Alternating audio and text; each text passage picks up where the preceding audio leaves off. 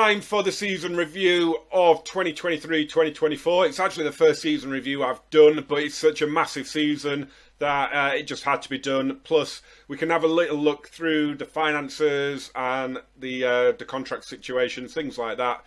So let's get into it.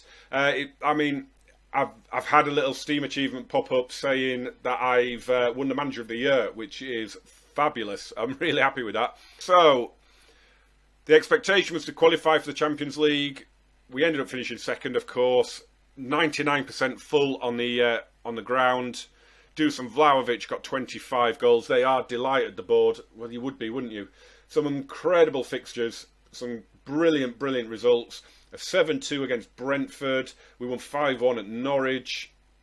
6-0 against Forest. 5-2 away at Everton. Went to Man City and won 4-3. 5-0 against Sheffield United, against Newcastle United, sorry. I mean, it was just a sensational season, really. It's a shame that we couldn't do it. It's a shame that we couldn't do it. In terms of the Champions League, of course, we got knocked out by Real Madrid in the quarter-final, but we didn't disgrace ourselves, did we? We lost, 5-3 on aggregate. Didn't disgrace ourselves at all. We lost the European Super Cup to Bayern Munich, but again, only 1-0 right at the start of the season. The FA Cup disappointed again with the domestic cups.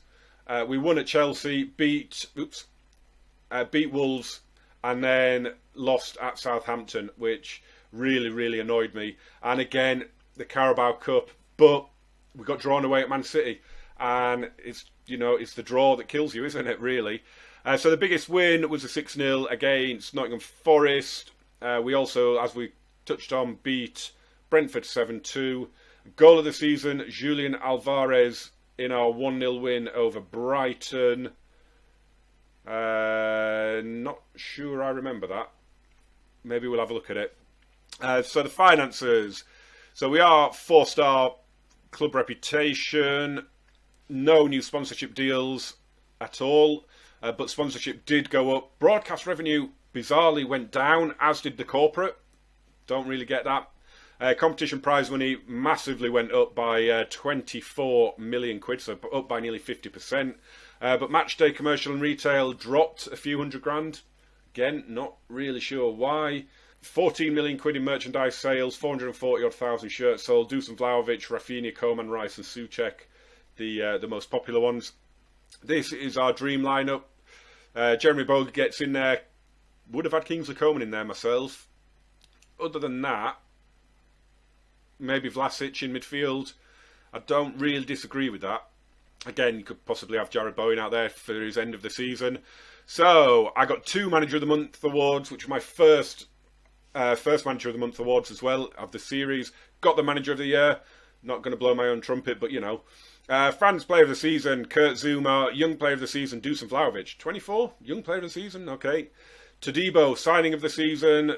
Goal of the Season, Julian Alvarez. Top goal scorer, Dusan Vlahovic. Nice round 30. Rafinha got 16 assists. Kurt Zouma was most player of the matches and average rating.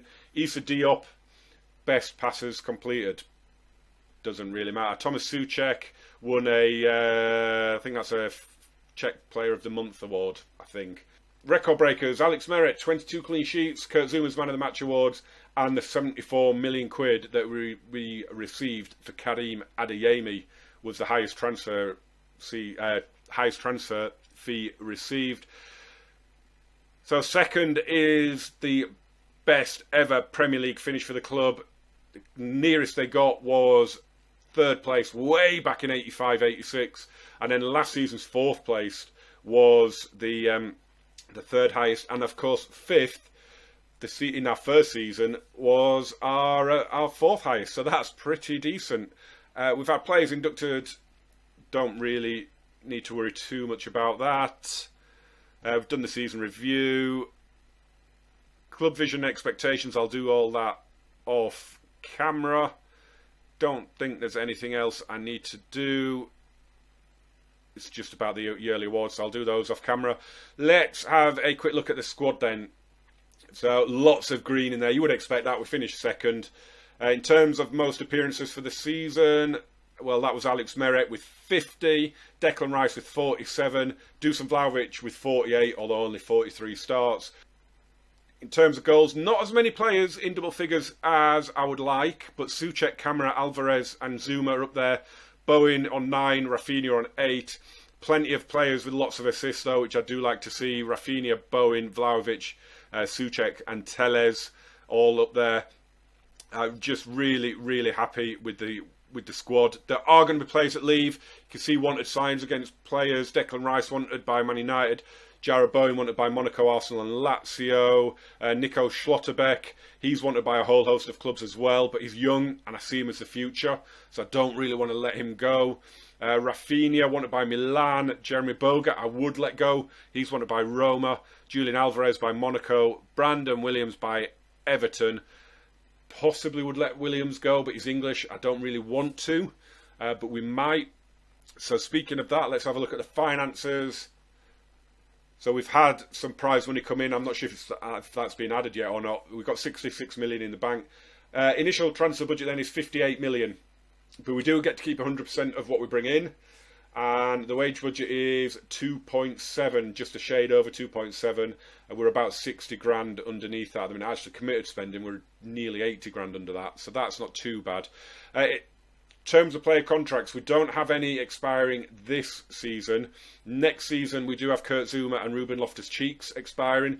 Kurt Zouma, a couple of times I've tried to get him into contract talks, but he wants like 190 grand a week, and I'm just not doing it at the minute.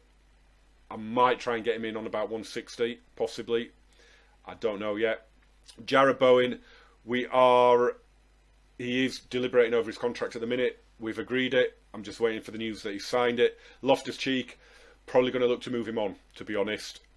He's been a useful squad player, but I'm not looking at keeping him.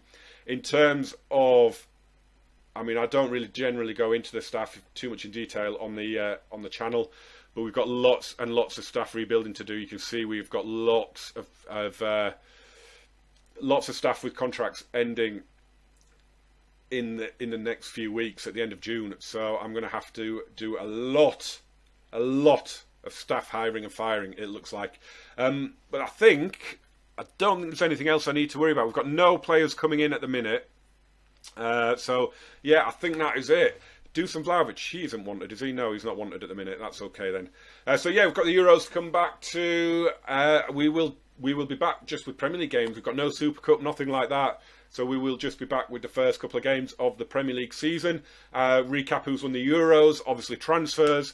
So it might only be one game that we do. We'll see. But yeah, thank you very, very much again for supporting me. I know I've had a couple of enforced breaks during this season. I'm hoping that doesn't happen again. But it can't be helped when it does. But yeah, join me for the new season, Season 4.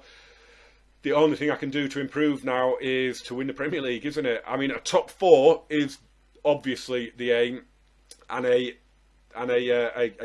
cup, a domestic cup. We have been woeful. We got to the final, obviously, in the second season and lost. I desperately want to win a domestic cup this coming season. Jump in the comments as always, guys. Hit like on this, subscribe, turn on those notifications. As always, you know what to do. I've got a feeling it's going to be a big old summer of transfers as well. I think there's going to be a lot of movement. If we get a big bid for Declan Rice, I'm going to struggle to hold on to him. Fair warning, he might not be here at the start of next season. But join me for it. Let's see what happens. Thanks very much, as always, for watching. Bye-bye.